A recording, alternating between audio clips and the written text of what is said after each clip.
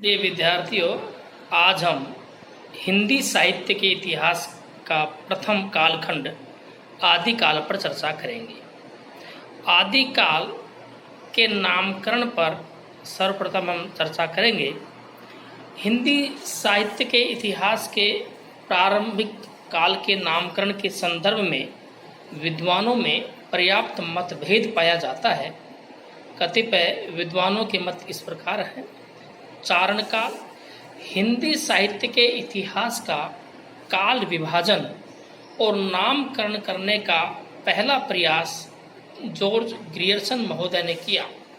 उन्होंने हिंदी साहित्य के इतिहास के आरंभिक काल का नामकरण चारण काल किया है, लेकिन इस नाम के पक्ष में वे कोई ठोस तर्क प्रस्तुत नहीं कर पाए। यद्यपि वे हिंदी साहित्य के इतिहास की शुरुआत 643 ईस्वी से करते हैं, पर उस समय की किसी चारण रचना या चारण प्रवृत्ति का उन्होंने कोई उल्लेख नहीं किया है। वस्तुतः इस प्रकार की रचनाएं 1000 ईस्वी तक मिलती ही नहीं है। अतः जॉर्ज ग्रियर्सन महोदय द्वारा किया गया यह नामकरण उपयुक्त प्रतीत नहीं होता। दूसरा मत है प्रारंभिक काल नामकरण के संदर्भ में।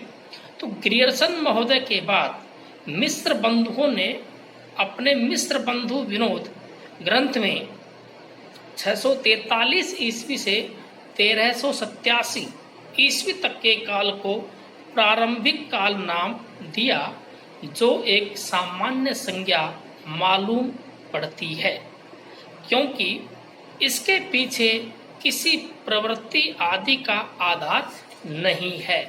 इसके पश्चात हम बात करेंगे वीर गाथा काल। आचार्य रामचंद्र शुक्ल जी ने आदि काल को वीर गाथा काल कहा। उनके अनुसार इस काल की प्रधान साहित्यिक प्रवृत्ति वीर गाथात्मकता थी। उन्होंने इस काल की इस प्रधान साहित्यिक प्रवृत्ति वीर गाथात्मकता की पहचान जिन 12 पुस्तकों के आधार पर की है, वे इस प्रकार हैं।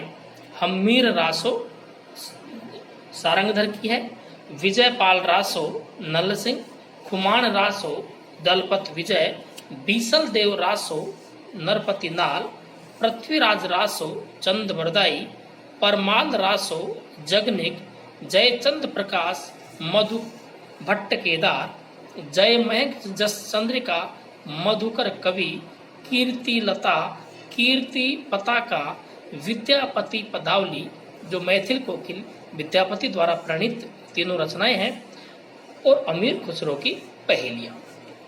स्वयं आचार्य शुक्ल जी लिखते हैं, इन्हीं 12 पुस्तकों की दृष्टि से आदि काल का लक्षण निरूपण और नामकरण हो सकता है।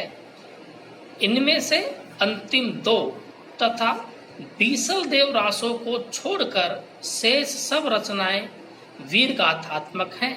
अतः आदि काल का नामकरण वीर गाथा काल ही रखा जा सकता है। लेकिन 8वीं शताब्दी ईस्वी से आरंभ होने वाला वह साहित्य इससे छूट जाता है, जिसे भले ही आदरणीय शुक्ल जी ने सांप्रदायिक काव्य कहकर छोड़ दिया हो, किंतु जो हिंदी साहित्य का अनिवार्य अंग है।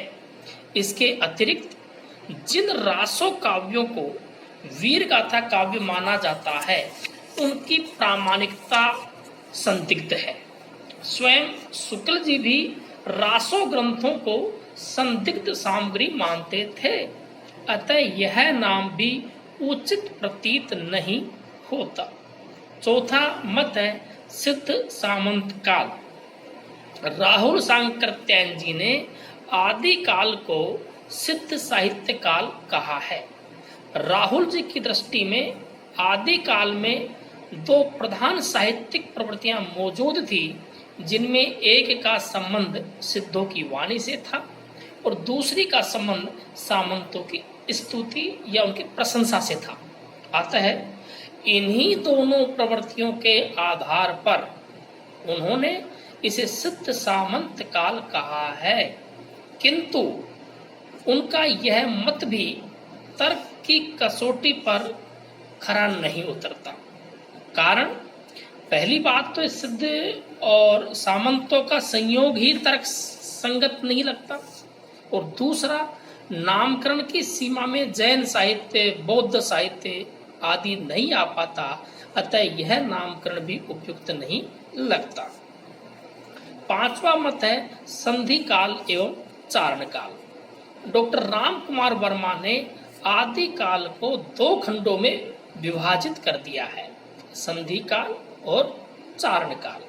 संधि काल भाषा की ओर संकेत करता है और चारण काल नाम से वर्ग विशेष का बोध होता है। चूंकि इसमें किसी प्रवृत्ति को आधार नहीं बनाया गया है, इसके अतिरिक्त इस नामकरण से कई अन्य प्रवृत्तियां भी छूट जाती हैं, अतः यह नामकरण भी उचित प्रतीत नहीं होता। छठा मत है वीर काल। पंडित विश्वनाथ प्रसाद मिश्र ने आदि काल को वीर काल की संज्ञा दी है। यह शब्द नामकरण की नवीनता से चौंकाता तो है, लेकिन यह वीर गाथा काल नामकरण का रूपांतर भर है। इसके पश्चात हम अगले मत की बात करेंगे, आदि काल।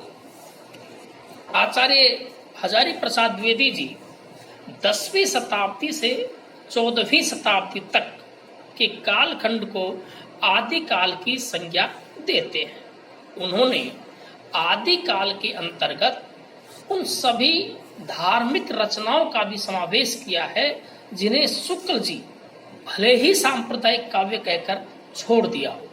उनकी स्पष्ट मान्यता है कि धार्मिक साहित्य होने मात्र से कोई रचना साहित्यिक कोटि से अलग नहीं की जा सकती है। शुक्ल जी के तर्क को यदि स्वीकार भी कर लिया जाए तो समस्त भक्तिकालीन साहित्य को धार्मिक काव्य होने के कारण हिंदी साहित्य से निकाल देना पड़ेगा।